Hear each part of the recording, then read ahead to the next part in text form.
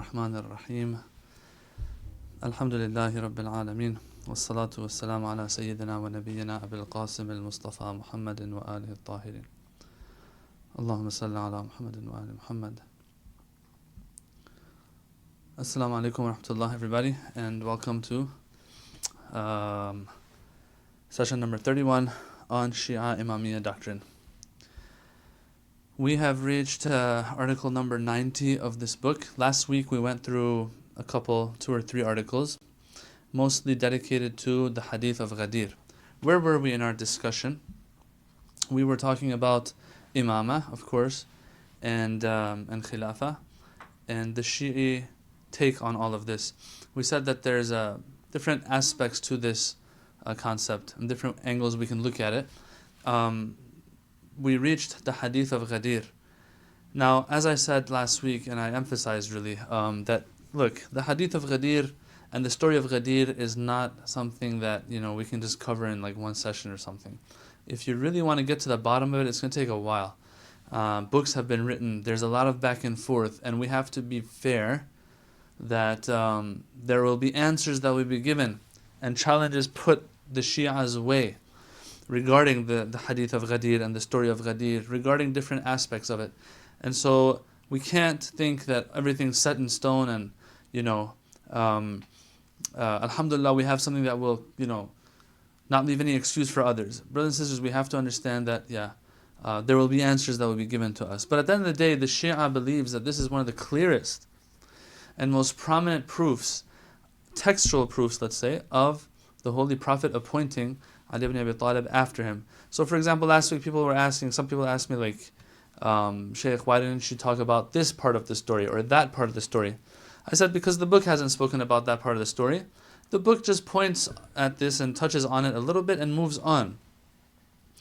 What does the book talk about? The book talks about, what aspects of it does it talk about? First, it gave us the story and gave us the amount of the story that usually you will find in most historical books.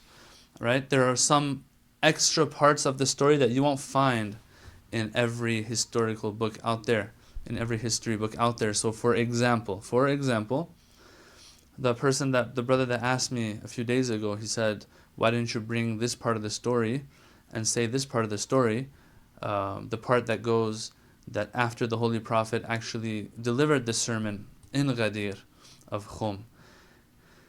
He set up and pitched a tent for 3 days. People were coming to Imam Ali, giving him their bay'ah and telling him, Bakhin laka ya Ali, congratulations to you, O Ali, asbahta mawla kulli mu'minin wa mu'minah, that you have become the master, the leader of every mu'min and mu'minah, every believer. Right? These parts of the story, you won't find them in the main books of other schools of thought, brothers and sisters. We have to understand that. And so because you can't find it in their books, and even in our books, you won't find this in every source. Because of that, I think Ayatollah Subhani has not brought it here. Once again, I have to say this, that look, just because it's not clear cut for some people doesn't mean we can't use it. Yes, Hadith of Ghadir is something that can be used, the best thing that we can use actually. But it will take some work. That's the point I've been making these past couple of weeks. It'll take more work than you would want to use it to prove to other people that it is a reason for and proof for the Khilafah of Ali ibn Abi Talib. We have to understand that. It will take some more work than some people think sometimes. There will be back and forth. There will be challenges. But at the end of the day, as I said, this is one of the clearest proofs that we have. Okay, so that's Article 87. That's what it was talking about. Article 88, we're still reviewing last week. Article 88, after telling us the story of Ghadir in a nutshell, very concisely, Ayatollah Subhani goes and speaks about the chain of narrators of this hadith. Yes, the authenticity of it, in other words. And then what the wording that is used in this hadith implies when the Prophet says, Man kuntu mawla, whoever I am his mawla. We talked about that and how, we can't have a minimalist approach to the meaning and implications of this hadith for different reasons. There was evidence that we provided. Let's say 1, 2, 3, 4. 5 reasons why he brought here in Article 88, why we cannot just say that, okay, he was just trying to, pass on, the Holy Prophet was just trying to pass on a minimal message to the people. No. It must have been something very significant. So we can't be minimalist here for these 5 reasons, he said. Yeah? Which I'm not going to go through because we went through them last week. Okay, so that was Article 88. Article 89 spoke about how, look, we have not only the intellectual rationale and also the textual, we also, hadith and sunnah, but we also have history as well, stories that we have of how the Holy Prophet, they would approach him, people from other tribes, in the beginning when the Prophet needed supporters. Yes, when he needed supporters versus towards the end of his life where he had a lot of supporters. Even in the beginning, when Islam is that desperate, for lack of better words, of course I'm saying that desperate to have followers, when they came to him, a tribe with power comes to him and says, we will adopt and we will take up your religion and embrace Islam, but there's a condition. What's the condition? That we are going to be your successors. It seems that this tribe had been able to identify that this person is a prophet and he's going to be big in the future. Let's make the most of it. Let's embrace the faith, but with this condition that we're the ones to succeed him. That was what their condition was. What did the Prophet say? The Prophet said, no, when it comes to the successor, this is something that is in the hands of someone else, not mine, meaning God.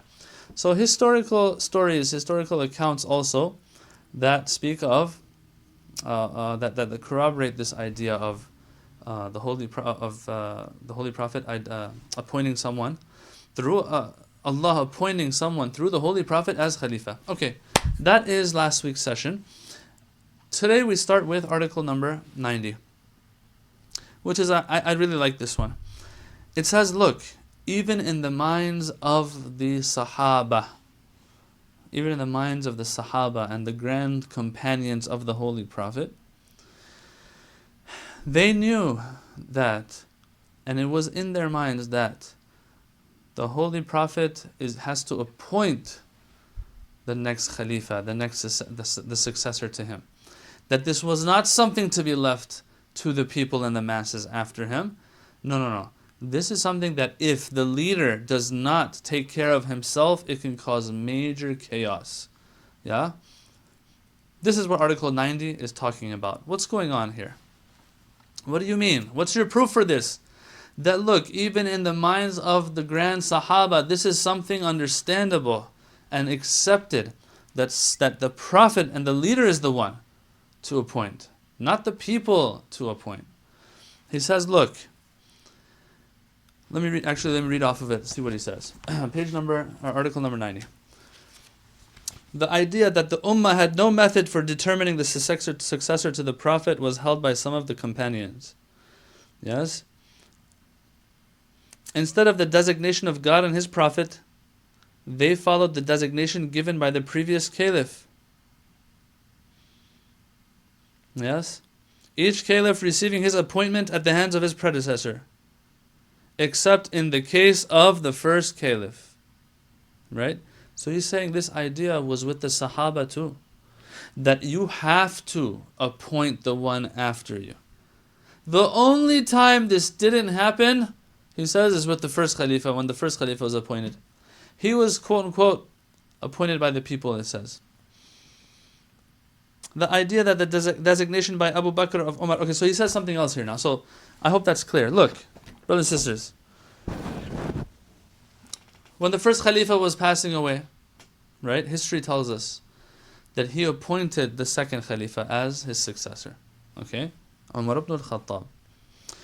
When the second Khalifa was passing away, it's interesting, they say that,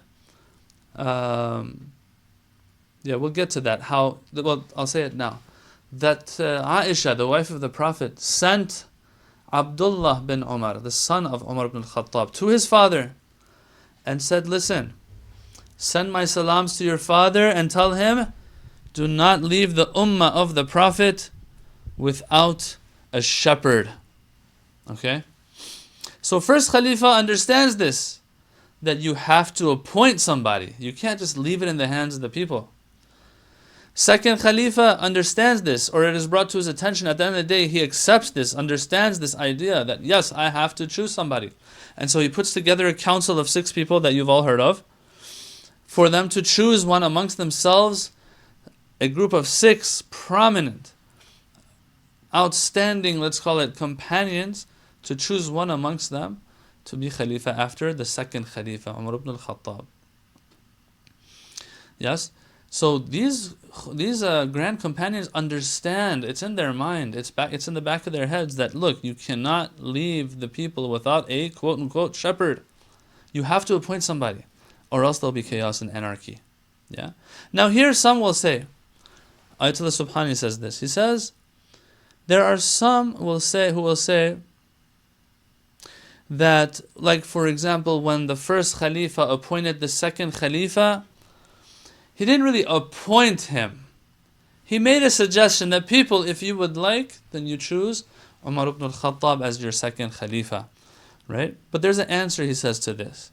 He says, if this was just a suggestion, then why is it that we read in history that, for example, a person like Zubayr, who is uncompromising, he objects to this decision. He says, why does he have to be the second Khalifa? Well, Abu Bakr could have just turned back to Zubayr and told him, Zubayr, this is just a suggestion, or else at the end of the day, it's in the hands of the people. Don't worry about it. But that didn't happen, he says. No. It was not a suggestion. It was an appointment of the next Khalifa. Okay. I want to also read to you here what Abdullah bin Umar himself, history tells us, told his father.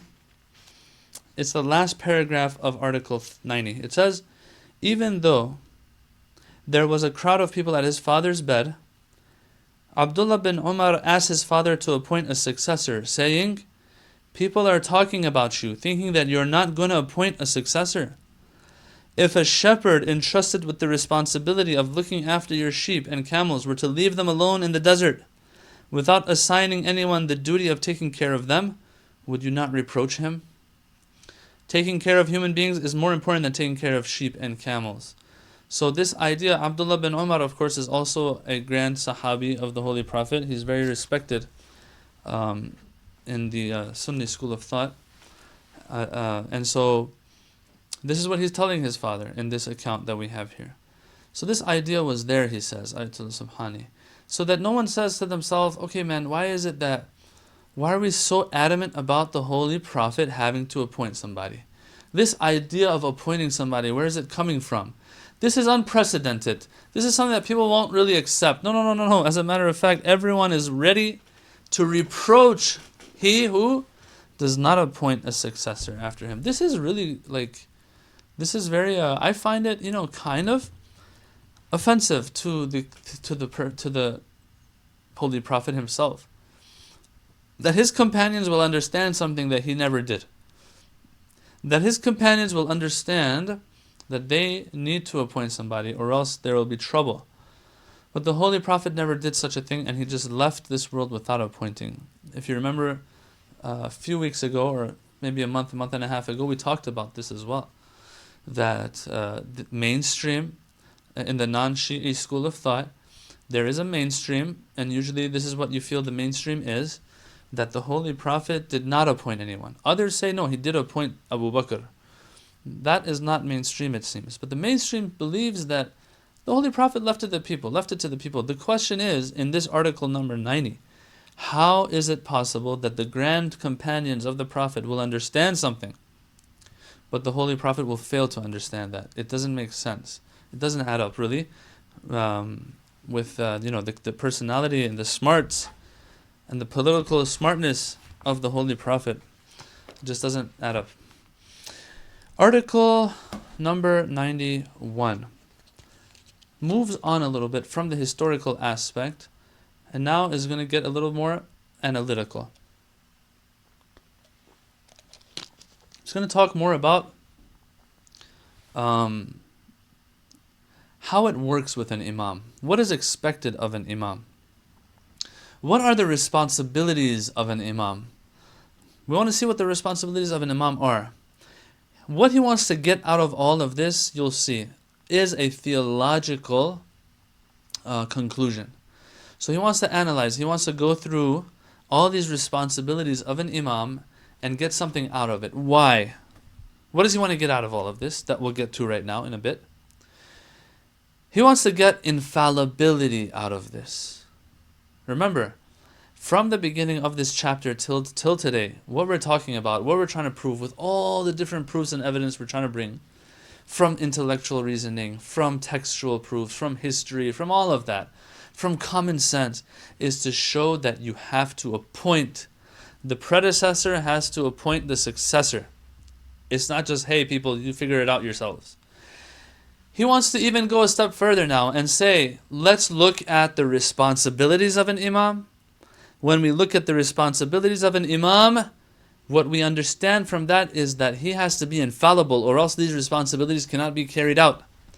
And if he has to be infallible, then that automatically results in the fact that he has to be appointed and identified by someone who can identify infallibility in people. How are we supposed to know who is infallible, who is not? Unless they bring us a miracle, or a person who's a prophet or imam before them identifies them, introduces them as an infallible being. Okay? So that's what's happening in Article 91. He says, look, an imam has, let's see, how many does he list here? 4, 5, 6, 7, maybe 6 or 7 responsibilities he lists here. Ayatollah Subhani. He says, at the beginning of our discussion of the imamat, we pointed out that the imam and khalifa of the Prophet, from the point of view of the Muslims, is one who is charged with the responsibilities of the Prophet. Except that of establishing the religion. Establishing the religion, yes, is the job of the Prophet. But after that, after this responsibility is taken care of, the rest of the responsibilities still hold. We shall mention below the most important of these responsibilities. So it shows that there's more than these, but he's listing just the most important ones. The most important of these responsibilities in order to highlight the rank and significance of the imamate. Okay, number 1. Explaining the meanings of the Holy Quran and resolving its complexities was one of the responsibilities of the Prophet. As the Quran says, Bismillah ar-Rahman ar-Rahim, وَأَنزَلْنَا إِلَيْكَ الذِّكْرِ لِتُبَيِّنَ لِلنَّاسِ مَا نُزِّلَ إِلَيْهِمْ. That we have revealed unto ye the remembrance. Dhikr here referring to the Quran, of course. Remembrance meaning the Quran. Why? That thou may explain to mankind that which has been revealed to them. Okay, Prophet of Allah, your job is to explain the Quran to the people. Question: after the Prophet passes away, is there still a need for people to understand the Quran and the complexities of the Quran? Answer: yes. It is necessary. Okay, so we need somebody to take care of this responsibility. That's the first, one of the main responsibilities of an imam or the Prophet of Allah. Number 2, explaining the rulings of the Sharia. Yes, Islamic law was another of the Prophet's responsibilities, which he discharged partly through reference to Quranic verses and partly by his own actions, which we call the Sunnah. Such explanation was given gradually in harmony with the unfolding of daily events. Okay? So he's saying, look, the Holy Prophet, as the days, as the weeks and months and years went by, and new things came up, he would explain to the people what their responsibilities are towards those new issues that would come up and scenarios that would come up. Yeah? It's not like from day one he's gonna come out with a fat book of rules and rulings and tell people, this is what you gotta follow, go figure it out for yourselves. No. As things unfolded, he would explain to them. Okay, now question. Question is, what about after the Holy Prophet? Are there still not going to be more things that come up and pop up here and there that are going to need an explanation of what the responsibilities, Islamic responsibilities, are towards those scenarios, different scenarios? Of course. Until today we're dealing with this. As time passes, there are more and more and more things that are coming up that we need to know what Islam's stance is on them and what our responsibilities are towards those issues. Yeah. So it's very clear that you need somebody to explain to the people as time goes by, as things unfold more, what the rulings are regarding what they're dealing with on a daily basis. So he says, during the Prophet's time, this is what was happening. After the Prophet, naturally, it's going to continue like that. The nature of this responsibility was such that it needed to be continued. For the number of hadiths of the Prophet regarding legal rulings does not exceed 500. This is very important as well, brothers and sisters. Let me explain this a little bit. When it comes to the things that we have to deal with on a daily basis, yeah, those issues that come up. Is this haram? Is this wajib? What's the ruling on this? What's the ruling on that? We can go to the Quran, we can go to the hadith of the Holy Prophet. He says, look, when we how many verses in the Quran do we have? 6,000, I think, something. 6,200 something. 66 maybe. Something like that. I always forget that number. So 6,000 plus verses we have. But there are a lot of things we don't find the rulings of in the Quran. Okay, then we have to go to see if we find anything in the sayings of the Holy Prophet. How many hadiths, according to this, what it says in Article 91, do we have from the Holy Prophet? He says it's only about 500. How much is 500 sayings going to cover? Some of them might be repetitive. Yeah, some of them might be addressing the same issue. Some of them might be irrelevant to us. Yeah, after the Holy Prophet, they sometimes become irrelevant. Sometimes even some hadiths by the Holy Prophet have to do with his time only, as is explained by the Imams who came after him. When people would cite those hadiths and say, "What the Prophet said this," the Imams would say, "This is for that time. It was not for our time." Right? So this shows that there's a need to continue. Yes, this responsibility is still there even after the Holy Prophet passes away. And the number of hadiths we have are not enough to cover that. 500, look, we have 6,000 plus verses. We still have issues that are not covered by the Quran. Let alone the 500 sayings of the Holy Prophet. And this quantity of juristic traditions is insufficient for a comprehensive system of jurisprudence and law, he says. Yeah. Now someone might say, but the Quran says everything that you need you will find in the Quran. Yeah, everything you need you will find in the Quran, but that doesn't mean you'll find the ruling of everything. I want to find the ruling of smoking cigarettes, if it's halal or not, in the Quran, right? Where's the word cigarette in the Quran? You don't find it there.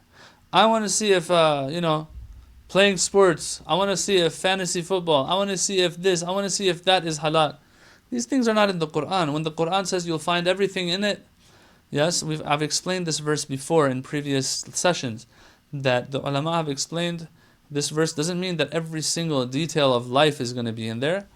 Everything you need to know, even if it means that the Quran tells you, hey, when you can't find something in me, go to the Holy Prophet. Even that can be seen as something that covers a lot of issues, but not in detail. It's just letting us know, if you want to know, go ask the Prophet. Go ask those who know. Okay, so that's number 2. Number 3, another responsibility of the Prophet, the avoidance of divisiveness. Since the Prophet was the pivot of God's truth and he illuminated all matters such that any kind of deviation in the beliefs of the nation was forestalled, no kind of sectarianism saw the light of day during his lifetime. Yeah? So if a brother says Surah Al-Dukhan talks about cigarettes, he's joking, of course. That's funny, it's a good one. By the way, if you have any questions, brothers and sisters, you can just type them up right there. That's what the point of this platform, this live platform is. If you have questions, just put them there. Okay, so, let me get back on track here. What were we talking about? Yes, the Prophet, when he was alive, it says, because he is the origin and source of all nur and light and guidance, yes, his presence would entail the lack of divisiveness. And there was all this unity. So now when the Prophet passes away, should that now go down the drain? No, the Muslims have to continue to try to be united and to try to flush out all the false isms and false religions that might come up and false prophets. How is that guaranteed and assured though? That is guaranteed through there being somebody who is the source of Islamic understanding, Islamic thought, just like the Prophet was. Yes. Number 4. Another thing the Prophet would do. Responding to all religious and theological questions was another of his responsibilities. Yes? So somebody who comes after him to succeed him, question, do their questions stop and end after the Prophet passes away? No, as a matter of fact, their questions will be more maybe even sometimes. So this need will still be there, yes? And in effect, what? The responsibility of addressing that need will also be there. Okay. You will need somebody who can answer people's questions. Number 5, training his followers by means of his speech and his actions. 6, establishing justice, equality, and security in Islamic society. And finally, protection of the frontiers and the lands of Islam against its enemies. All of these are responsibilities of the Holy Prophet that he has to live up to. And they are responsibilities that will not cease after his departure from this life and this world. No, these responsibilities are going to still be there. Someone has to take them and take care of these responsibilities. Who's that supposed to be? Can it be anybody? Can just anybody answer all the questions of the people? Can just anybody be the source of guidance and light for everyone to the point that all these other false ideologies will be flushed out? Is it just anybody who can explain the Quran and the complexities of the Quran and solve these problems of the people? No. Is it just anybody who can come up with the laws and rulings regarding issues that come up that weren't there during the Prophet's time? Brothers and sisters, he wants to draw a conclusion here. He says, some of the things that we talked about, okay, you don't have to have like a very, very important, infallible person to take care of them. No. For example, this last one was protection of the frontiers and the lands of Islam against its enemies. You don't need an infallible person to protect the borders, right? You don't need an infallible person maybe to establish justice and security in Muslim lands, for example. But the majority, he says, of what we covered needs an infallible person, he says. Once again, we're just, saying things very concisely and explaining them very concisely here. Each of these arguments has its own dedicated time to cover more, and the back and forth that it might have, right? So as I've said before, again and again and again, because some people might watch this later or listen to it, and they'll be like, but this, I don't agree with this, I don't agree with that. That's fine. There will be back and forth. Whether you're Shia or Sunni even, it doesn't make a difference here. Sometimes even a Shia will say, hey, I disagree with this argument. I disagree with this reasoning. That's perfectly fine. As a matter of fact, that's exactly what our scholars want. They want critical thinking, right? So, but in a nutshell, this is what he's saying right now. He says that the majority of these responsibilities that persist despite the departure of the Prophet from this world are a reason to believe and to conclude that the one to succeed the Prophet has to be infallible. He says, now if the last two responsibilities can be carried out by a leader chosen by the people, it is obvious that the previous ones require a leader of exceptional knowledge and ability, one who, in his mode of awareness and of activity, follows in the footsteps of the Prophet, one who must be appointed by means of a special grace from God. He must bear within himself intimate knowledge of the prophetic message, and he must be free from all types of error and sin in order to discharge the aforementioned obligations and thereby fill the place vacated by the Prophet. But it must be stressed that such a person, despite possessing certain prophetic sciences, is not a prophet, nor the founder of a divine law. The rank of Imam never should be equated to that of a prophet. These two are not equal. So he makes this disclaimer in the end that, look, just because the one to take the place of the Prophet has such responsibilities that the Prophet did, doesn't mean that he's a prophet himself now. Just the fact that the only way most of these responsibilities can be fulfilled. Is if you are infallible, doesn't mean you are also a prophet. I think he is going to repeat this principle that I just mentioned later on as well. So I'm not going to go into it too much. All right.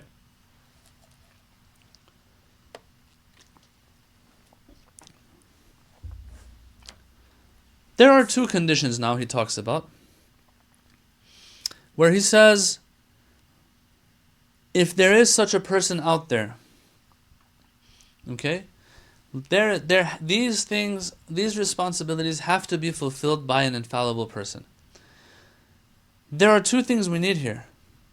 Just because there is an infallible person out there isn't going to help.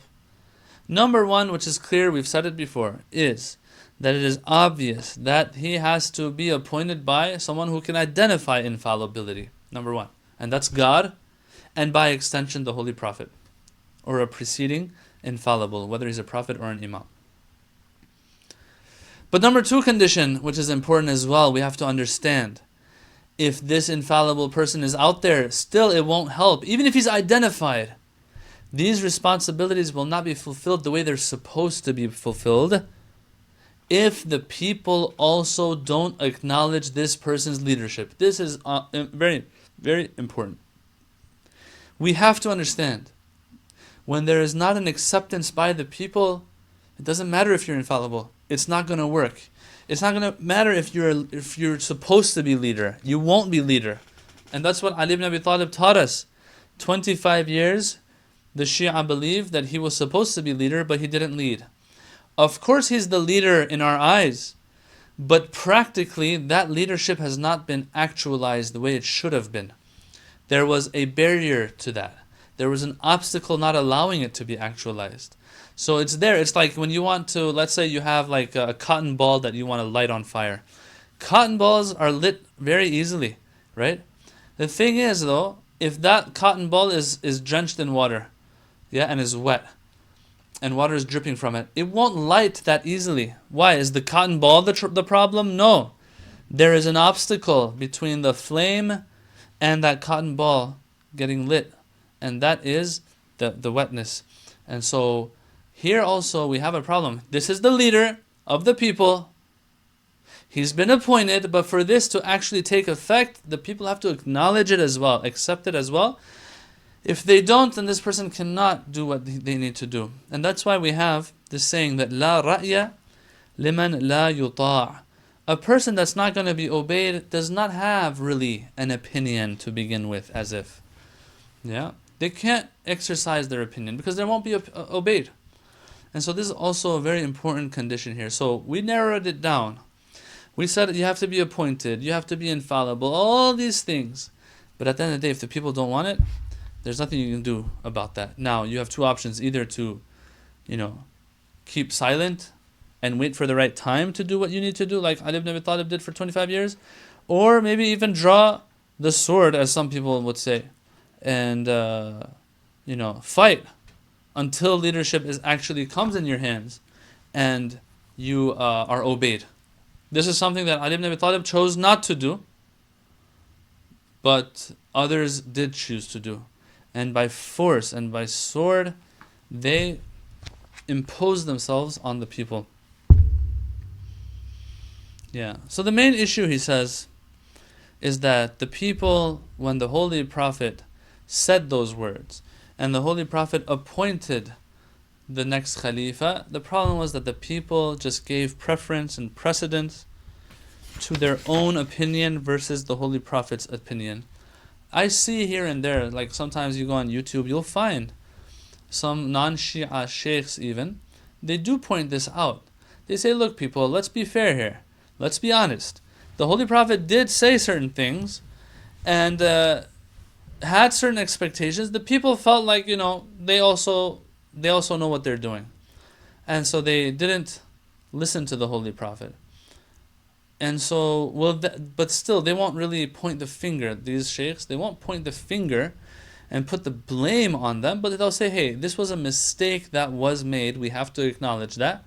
But at the end of the day, there were others who came and they took power and they also did their best, and we have to respect them as well. This, what I'm saying, although these are Sunni sheikhs, but this is not mainstream, definitely not mainstream. And we have to understand that as well. But it's interesting, you find this here and there as well. Alright. I'm going to read this last paragraph of this article.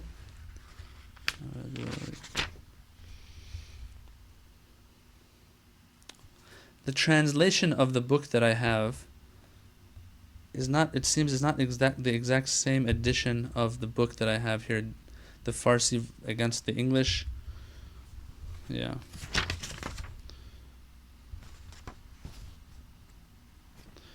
Alright, so I'll skip that part.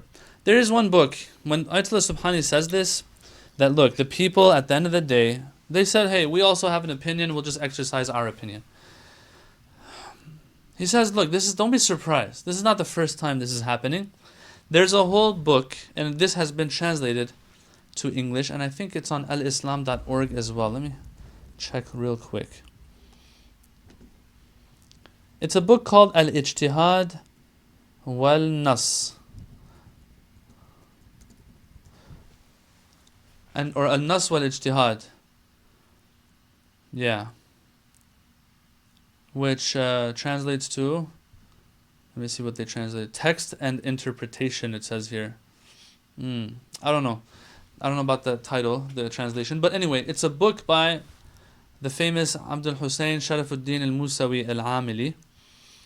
This individual, he's famous for his book of Al-Muraja'at, which is a book that is actually letters that he was writing to one of the ulama and scholars of Egypt, who was Ahlus Sunnah. And these letters were going back and forth. What's beautiful about these letters is how much these two scholars, Shia and Sunni, are respecting each other and each other's knowledge. This is so important for us today. Our people have to understand this, all of them, Sunni and Shia, have to understand that, look, both sides have a heritage. We have to understand that. We will be very critical theologically of each other sometimes. Not all the time, sometimes regarding certain matters, mostly regarding imamat and khilafat. But when it comes to tawheed and all those things, usually the Quran, we get along pretty well in some areas. And so we have to understand that both sides have a rich heritage that has to be respected. These two individuals, Sharafuddin and the other scholar that he was in touch with and he was corresponding with through letters, they show each other very great respect. So that's in a book called Al-Muraja'at. So that Abdul Hussein Sharafuddin al-Amili, he has another book called An-Nassu wal-Ijtihad, which means, the title, it's trying to say something here. We have a rule, a law, a principle, that when you have a nas, there is no room for ijtihad. What does that mean? That means when you have text, when you have the traditions of the Prophet and the Imams, okay? When you have that, there's no room for you to try to figure things out on your own anymore. If the Prophet has said something regarding a given situation, a given issue, there is no room for us to exercise our own opinion or understanding anymore, unless he explicitly asks for it himself. So for example, in the Battle of Ahzab, also known as the Battle of Khandaq, the Battle of the Trench, in that story, as you've all heard and have heard the stories of in Sunday school, that Salman al-Farsi, yes, also referred to as Salman al-Muhammadi, he suggested to the Holy Prophet how to secure Medina from all the different armies that were coming to destroy Medina. It was one of those battles that was the last hopes of the mushrikeen to destroy Islam, but they failed as a result of this suggestion of Salman al-Farsi, where he says, dig a trench around Medina to protect Medina. That's how we used to do it, he tells the Holy Prophet. The Holy Prophet didn't tell him, how dare you exercise your opinion when I'm here. No, he didn't say that, because the Prophet himself had asked for it. So it's one thing that the Prophet asks, but sometimes the Prophet says, hey, this is what's supposed to be done. No one's supposed to say anything after that. The Quran is very clear about this, that when the Holy Prophet passes a judgment, says something that you have to do or not do, it's set in stone. And the people don't have any choice anymore. They cannot exercise their will. Let me see if I can find this verse real quick for you. ما كان وما كان لمؤمن ولا مؤمنة إذا قضى الله ورسوله أمرا أن يكون لهم الخيرة من أمرهم. Surah Ahzab, verse 36.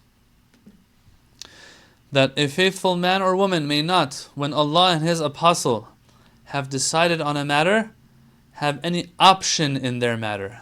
You don't have any more options or will. You can't exercise your will here because Allah and the Prophet have spoken. And whoever disobeys Allah and His Apostle has certainly strayed into manifest error. That's what the verse says. Anyway, let's go back to what we were talking about. This book is called An-Nassu Al-Ijtihad. It is maybe, let's see here. It gives you, in this book we have about 90, if I'm not mistaken, to 100. Okay, it looks like he has about 90 to 100 cases or examples. Something between 80 to 100. I don't know, because there's some extra stuff here too. I'm not able to figure out what it is exactly. But he has about 80 to 100 cases where there was a nas, so to speak. There was text. There was a saying by the Prophet. The Prophet told this person, don't do this or do that. Yet they exercised their own ijtihad, their own opinion, their own understanding. So Ayatollah Subhani says, hey, if the people exercised, in the end of the Prophet's life, they exercised their own opinion in not taking what he said, don't be surprised, right? Because when it's the end of the Prophet's life, things have dragged on a little bit. The Prophet has become a little more, normal for people and stuff like that. Yeah? Things aren't too important for people sometimes anymore. Versus in the beginning when everyone's really willing to listen to the Prophet. Yeah? And when the going is tough and those who are in the religion are the ones who are hanging in there and are tougher than the tough circumstances they're in. He says, look, don't be surprised if at the end of the Prophet's life, people, they don't take it seriously. Why? Because we have about 80 to 100, I don't know how many cases where people, including grand companions of the Prophet, sometimes exercise their own opinion versus the Prophets. So don't be surprised. Where is that? In the book of Al-Nassu Al-Ijtihad of Allama Sharafuddin Al-Musawi Al-Amili. Okay. And you can find that online too. Just AL-NASS Al-Nas Wal-Ijtihad. You'll find that. Just Google it. And then you can add Al-Islam in the Google search as well, so it'll bring it up for you. Okay. Article number 92. He emphasizes on this idea of people. Yes, responsibilities of the Prophet. Persist after him.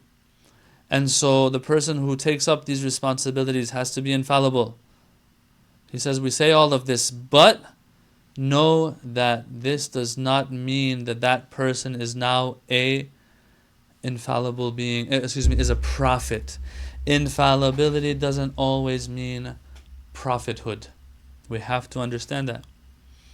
He brings reasons for both rational, intellectual reasoning, and also textual reasoning for all of this. For infallibility and all that kind of stuff. Okay. We have a question here that says, is he Shia? I'm assuming the author of Al-Nassu Al-Ijtihad. Yeah, he's Shia. But when he's going to use books to prove his point, he'll probably be using mostly books that are accepted by both schools of thought.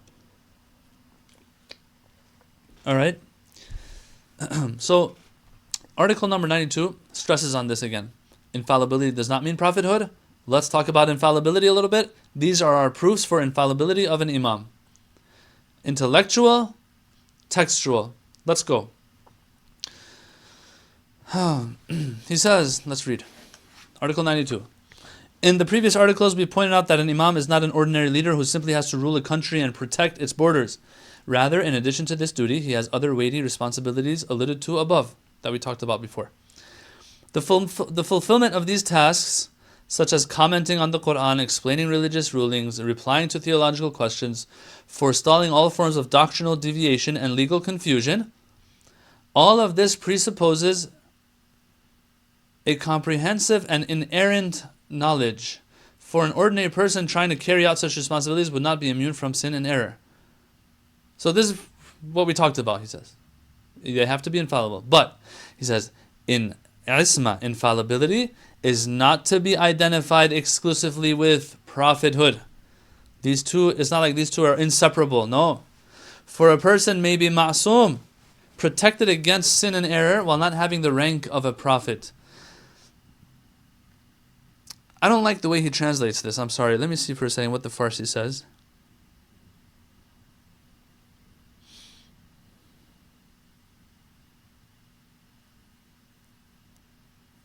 Yeah.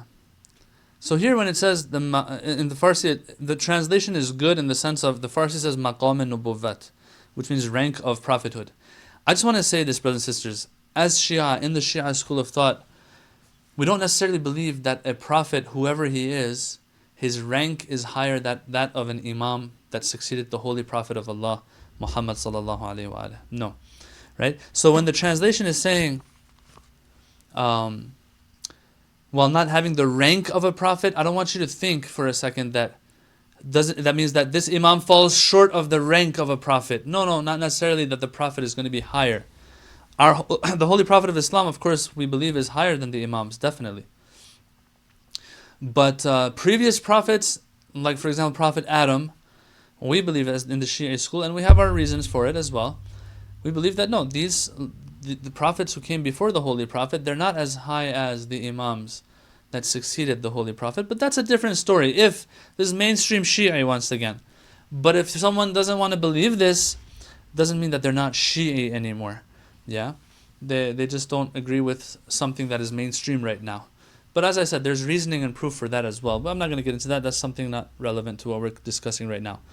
Anyway, so when he says the rank of a prophet, doesn't mean necessarily that they're higher than them. No, it's just they're not prophets. That's what he's trying to say. Just because they're infallible doesn't mean that they're prophets. Okay, let's go on. A good example of this is the Virgin Mary, whom we mentioned earlier in the discussion of the infallibility of the prophets. If you remember, those of you who follow, I don't know how many of you actually follow all of the talks that we have, but way back when we were talking about the infallibility of the prophets, right now we're talking about infallibility of imams. But back then we were talking about infallibility of the prophets. We talked about how there are some people who don't sin, who don't disobey God, who are very high and lofty, yet they're not prophets just because they're lofty individuals. One of them was the Virgin Mary, As-Sayyida Maryam, whom we mentioned earlier in the discussion of the infallibility of the prophets, in addition to the intellectual arguments already given. So that's an example. He says, look, Lady Maryam is not ever going to disobey God. She's pure, she's chaste, she's chosen by God, according to the Quran, but that doesn't mean she's infallible. She's a prophet now. So infallible doesn't always necessitate prophethood. In addition to the intellectual arguments already given for the necessity of the infallibility of the Imam, there are other reasons, some of which we mentioned below. Okay, so this is where he comes up with his reasoning for infallibility itself. I'm thinking to leave this. Yes, I'm going to leave this for next week. We won't be able to finish it. So I'm going to leave it for next week. So article number 92, we got into it. Article 92 has two parts. One part is, what he insists on, that infallibility does not equal and necessitate prophethood. After he does that, it's kind of like an introduction. And then he actually, it might have been better if it was just two articles, separate articles, these two, maybe. But anyway, he's divided Article 92 into two parts. Part two, he actually wants to go into the reasoning for infallibility of the Imams. He says, look, we have the reasoning for infallibility of the prophets that we covered before. In addition to that, we have more reasoning also for infallibility of the Imams. Both, intellectual and textual. The ones he covers here in Article 92 are the textual ones mostly. Yes. He doesn't get to the intellectual ones because those were already covered in prophethood. What are these textual? Some, let's say, of the intellectual. I'm going to end after this. What are some of those intellectual proofs?